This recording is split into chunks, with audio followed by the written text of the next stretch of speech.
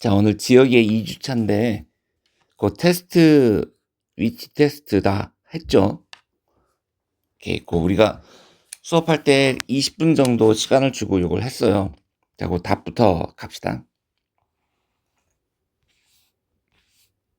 이렇게 돼, 이렇게. A가 핀란드, B가 아일랜드, C는 포르투갈, D가 스위스, 독일, 폴란드, 우크라이나 이렇게 되지. 그죠?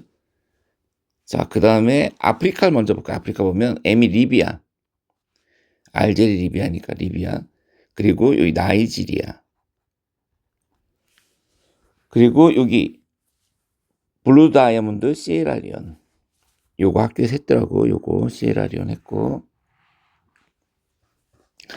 그래서 사실 요 지도에 지금 사실 여기 이렇게 국경, 지금 이 두 나라니까 사실 요 국경을 그려야 되는데, 그리고 나면 위에가 수단, 여기가 수단, 남수단, 에티오피아, 그리고 콩고 민주공화국, 탄자니아, 모잠비크, 티가 보츠와나. 자, 요거 했더라고. 요거 학교에서 레소토입니다. 레소토. 자, 그리고 이제 이쪽으로 오면 이라크하고 이란이 있고요. 이라크하고 이란이 있고. 그리고 여기가 오만. 예멘은 여기 있는 거고, 이건 오만. 그 다음에 카자흐스탄이, 넓은 땅이 이게 카자흐스탄, 카스피해. 그리고 여기가 파키스탄, 스리랑카, 방글라데시, 타이 또는 태국. 그렇게 되죠. 자, 여기는 미국, 캐나다, 미국, 멕시코. 일로 와보면, 자, 여기부터 베네수엘라, 콜롬비아, 에콰도르, 페루, 칠레. 요 라인 따라서 페루, 칠레. 그리고 여기가 볼, 파란, 우루과이, 볼리비아, 파라과이, 우루과이. 그리고 남미에서 가장 넓은 땅을 가진 게 브라질. 그리고 밑으로는 온대 기후에 넓은 초원을 가진 아르헨티나.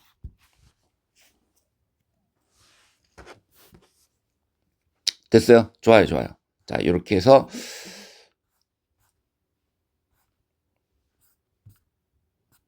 어제 요거 우리 그 1등은 한 개 틀린 양정윤 양이, 우리 정윤이가 1등이었어요, 어제.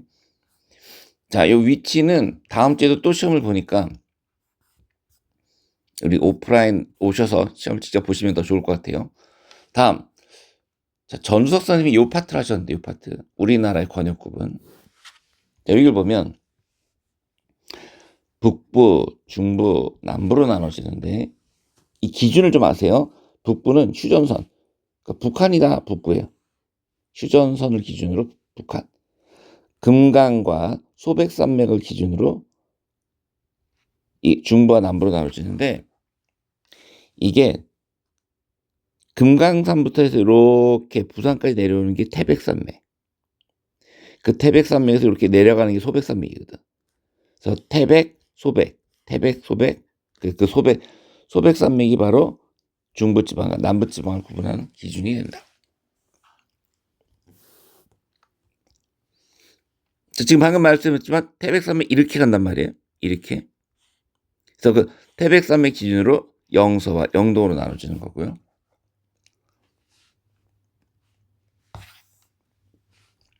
천령관이라는 게 있어요. 천령관. 여기죠. 이 천령관을 기준으로 천령관의 위쪽이 관북, 왼쪽이 관서, 그리고 밑에는 관남이 아니라 관동이 됩니다. 동쪽이라서 관동. 그래서 다시 내려와 보면 이 천령관은 원래는 요새예요. 군사적 요새. 자, 그래서 이게 이제 이쪽에 서울에서 원산, 여기 원산이라는 중요한 도시가 있는데, 거기로 갈 때 거쳐야 되는 요새가 천령관이거든. 그 천령관을 기준으로 관북, 관서, 관동이 있다.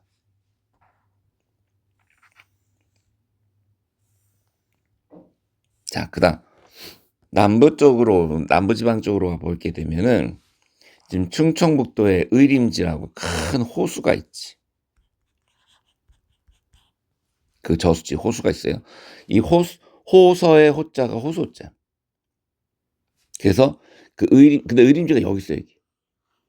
이 의림지의 서쪽에 있다 해서 호서. 그다음에 여기에는 고개가 하나 있어. 고개가. 조령이라는 고개가 있는데 그 조령이라는 고개 밑에 있다 해서 영남. 영이 고개야, 고개. 조령이라는 요 고개의 밑에 있다 영남. 그래서 의림지는 호서, 조령은 영남.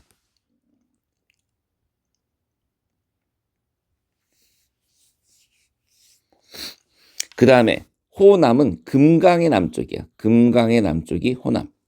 의림지의 서쪽, 금강의 남쪽, 그 다음에 조령의 남쪽.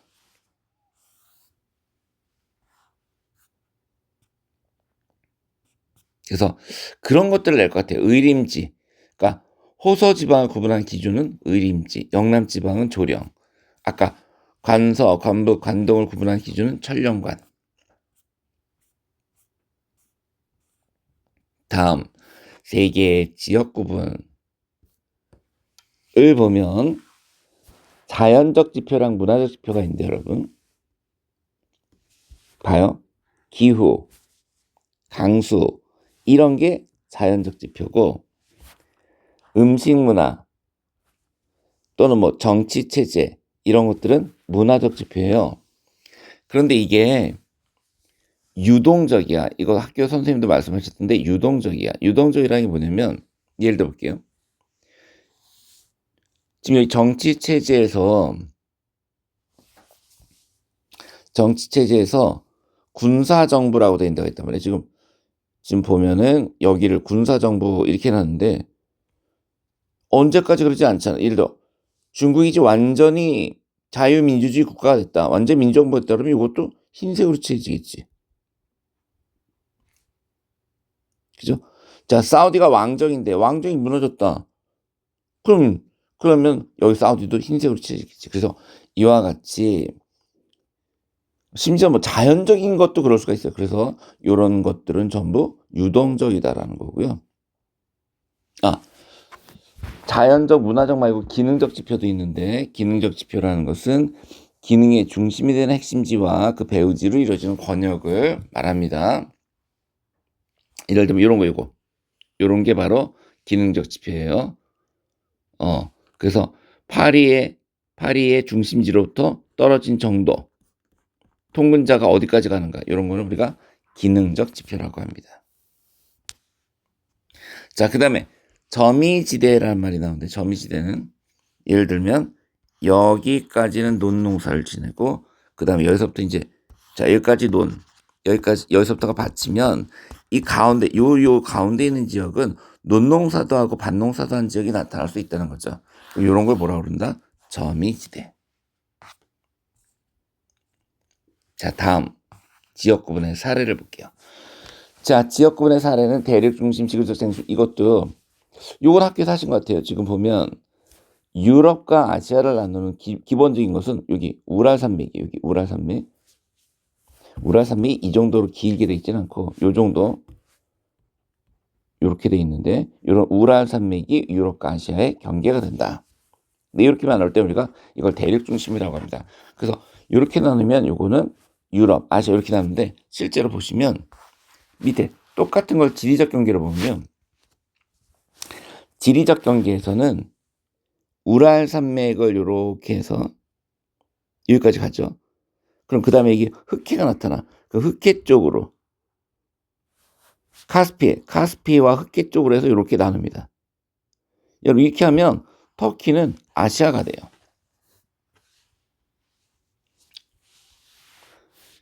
그죠?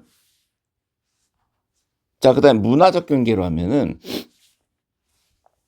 사실 영국, 여기 스웨덴, 핀란드까지의 유럽 문화와 그다음에 아예 종족 자체가 슬라브족이 있다. 슬라브족이 러시아예요, 러시아. 우크라이나 여긴 다 러시아 쪽이에요. 근데 또 터키는 슬라브족이 아니기 때문에 빠집니다. 예. 그리고 스탄자가 들어가는 데는 전부 건조 문화 지역으로 들어가기 때문에 이렇게 분류할 땐 터키가 아시아도 유럽도 아니고 건조 문화 지역으로 들어간다는 거죠. 그래서 근데 또 월드컵 예선 편성할 때는 또 터키는 유럽에 집어넣습니다. 유동적이죠, 그죠? 예. 경계가 되게 유동적이에요.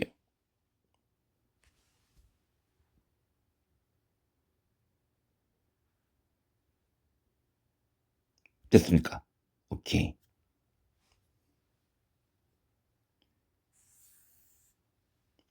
자, 이거 볼까요?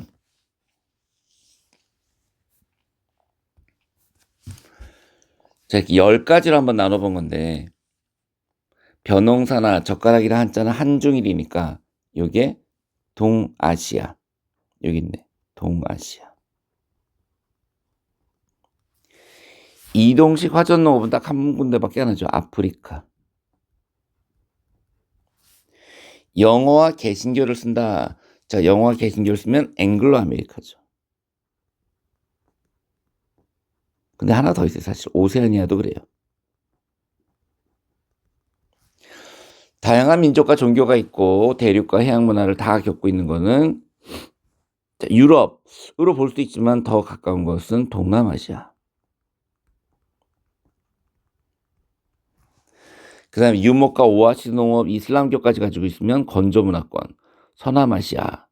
자, 여기는 지금 서남아시아란 말은 건조 문화권. 아, 여기 있네. 건조 문화. 그 다음에 혼혈하면 라틴입니다. 라틴.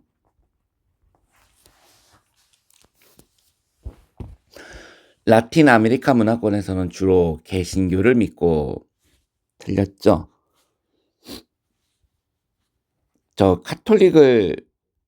기독교 중에도 카톨릭을 믿는 나라들이 남부 유럽 그리고 라틴 아메리카입니다. 그리고 그 남부 유럽 중에서 에스파니아, 포르투갈은 포르투갈어는 딱 한 군데. 브라질만 포르투갈어를 쓰고 브라질 이외에는 전부 에스파니아를 씁니다. 따라서 X고 북아메리카와 남아메리카의 경계는 리오그란데 아니죠. 요 경계는 파나마고요. 리오그란데 강은 앵글로 아메리카와 라틴 아메리카의 경계입니다. 지역은 권역보다 넓은 공간 범위를 나타낸다 그랬는데 이것도 X입니다. 권역이 더 넓습니다. 그 다음 건조 문화권은 동남아시아 문화권보다 1인당 돼지고기 소비량이 적다. 맞죠? 돼지고기를 안 먹느냐 소고기를 안 먹느냐잖아요. 돼지고기 안 먹는 것은 이슬람이고요. 소를 안 먹는 건 힌두교니까 돼지고기 안 먹는 건 건조. 그 다음에 이거는 남부아시아 이렇게 가야 되겠죠. 두 지역의 경계에서 섞여 있는 걸 점이지대라 한다. 맞고요. 세 개의 권역 중에서 문화적 지표가 그렇죠. 문화적 지표 봐요. 여기 있잖아요. 여기 문화표 10개나 되죠. 가장 복잡하다. 여기 다 써놨어요. 자 봅시다.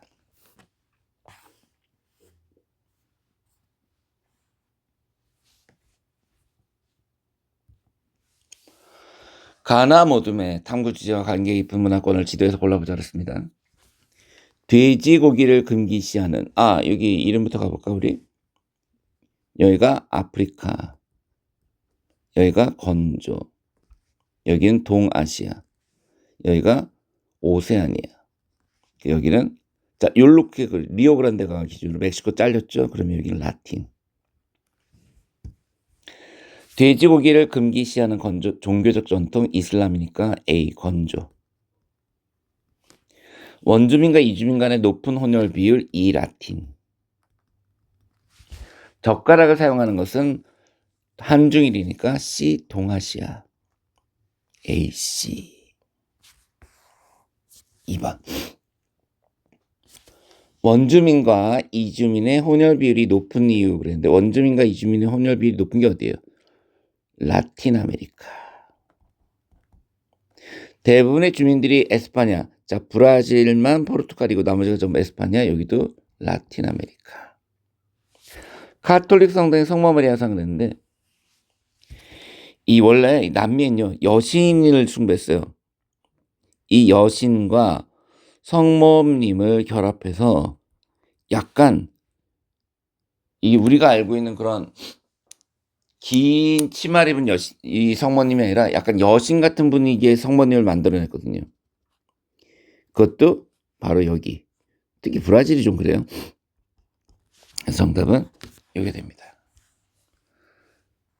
됐죠? 우리가 1교시 거기까지 했는데 요 쾌펜의 기후 부분은 요건 이제 2교시에 할 거고요. 요거는 여러분들이 그냥 숙제로 빈칸으로 좀 해오시고 요것도 그냥 참고. 왜냐면 아직 지형은 학교에서 손을 안 댔더라고요. 그죠? 자, 그리고 이제 여기 몬순 아시아부터 이렇게 나가는데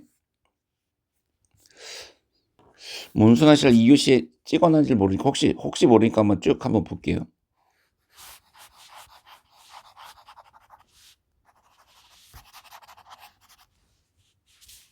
자, 일단 한번 설명드릴게요.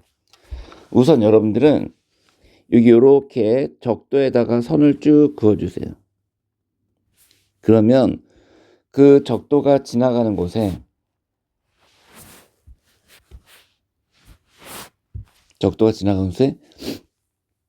인도네시아 들어가고요. 그죠? 그 다음에 요게 싱가포르예요. 여러분 의외로 이렇게 보면 필리핀은 그 위에 있어요. 필리핀은. 그래서 적도가 지나간 지역은 사실 말레이시아, 인도네시아, 예, 그 정도예요. 자, 쌀 볼까요? 쌀은 생육기간 동안 높은 기온과 많은 물이 필요합니다. 기억해 두세요. 그래서 사실 우리나라 같은 데보다는 여기 몬순대인데 이 몬순의 뜻은 계절풍이라는 뜻이에요. 계절풍.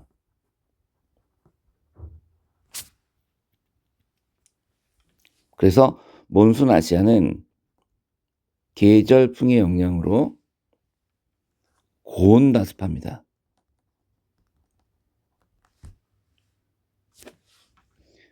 그게 바로 중국의 화남이라는 건 여기 밑에 지방 말하는 거야. 중국을 쪼개면 우리가 통상 3개로 나눠요. 이렇게. 쉬워 그냥 북쪽 화북, 중간 화중, 밑쪽이 화남이에요. 그래서 중국의 남쪽에서 쌀을 재배합니다. 그리고 여기 동남아시아 지역은요. 여러분 동남아시아 여기 지역은 다 쌀이 잘 돼요. 왜? 고온다습하니까. 그래서 이 지역은 아예 이기작 1년에 벼를 2번, 3번까지도 수확을 합니다. 자, 그 다음에 하천은 내려올 때 그냥 내려오는 게 영양분을 갖고 내려오거든요. 하천 주변의 비옥한 충적지에서 잘 재배가 되고 특히 여러분 믿기지 않겠지만 이 인도네시아와 필리핀이 화산이 많은데 이 화산 여긴 지진 화산이 많아요. 뭐든지 있잖아. 타고나면 영양소가 많아요. 그래서 여기도 농사가 잘 됩니다. 자, 그 다음에 특히 쌀은 우리가 뭐라 말하면 인구 부양력이 높다 이렇게 얘기해요. 인구 부양력이 높다. 그 말이 무슨 말이냐면 똑같은 면적에서 밀하고 쌀을 재배하면 예를 들어 밀은 요걸 한 명이 먹을 수 있는 양 정도를 한다면 같은 면적이면 쌀은 3명, 4명이 먹을 수 있는 양을 만든다는 거죠. 그래서 쌀이 밀보다 훨씬 더 인구를 부양하는 능력이 높습니다. 대신에 노동력이 많이 필요하다 보니까 인구가 밀집되게 됩니다. 자, 플랜테이션에 말했듯이 선진국의 자본과 개발도상국의 노동력이 합쳐진 거잖아. 유럽 식민지에 의해 플랜테이션 농업이 발달하게 됩니다. 스리랑카 나오면 차예요. 스리랑카가 그 유명한 실론티. 그리고 베트남과 인도네시아는, 여러분 베트남은 세계적인 커피 산지고요. 인도의 데칸고는 모카 산지입니다.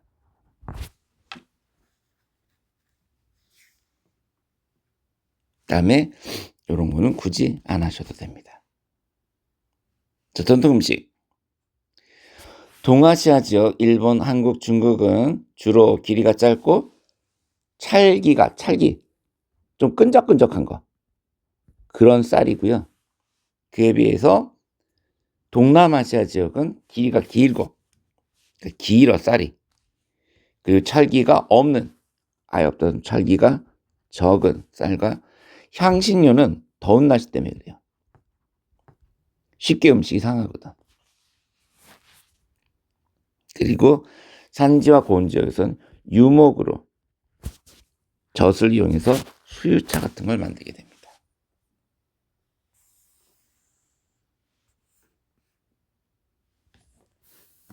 자, 그 다음에 요거까지만 해볼게요. 고산가옥 그랬는데, 이게 동남아시아에 가면 있잖아요. 비가 많이 내리니까 경사를 급하게 하고 바다로부터 많이 띄워서 집을 지어요. 이렇게 띄우는 이유가 세 가지가 있는데, 열기를 막고요, 해충을 막고, 침수 맞지만 습기, 열기, 해충, 습기를 막습니다. 많은 강수량 때문에 지붕의 경사 매우 급하고요. 거의 창문 없이 다 뚫려져 있죠. 이렇게 다 뚫려져 있어요. 개방적 구조를 갖고 있습니다. 자, 일본 삿포로에 가면 천장이, 경사가 너무 급해요. 왜냐하면 눈이 엄청나게 내리기 때문에 눈이 저절로 떨어질 수 있게 경사가 급하게 만든 거예요. 그래서 많은 강설량 때문이고요. 이것도 급경사의 지붕. 자, 4번이라는 건 보통 집을 이렇게 짓잖아. 근데 얘는 아예 다 막아버린 거야. 다 먹어서 댐을 여기다 내고, 요 안쪽에 이렇게, 요 안쪽에 정놓고 집을 삥 둘러서서, 이거 왜냐면 너무 추워서 그래, 추위. 아주 폐쇄적인 가옥 구조를 만들게 되죠. 됐죠? 오케이.